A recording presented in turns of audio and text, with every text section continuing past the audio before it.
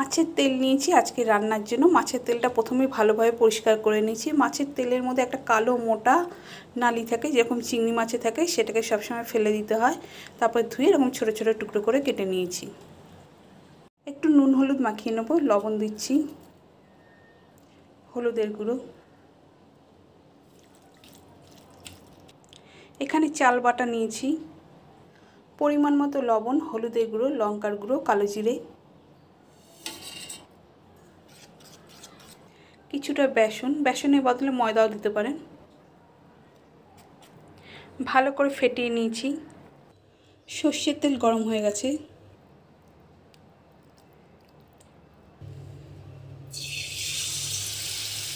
ব্যাটারটা একটু ঘন করবেন, একদম পাতলা করবেন না।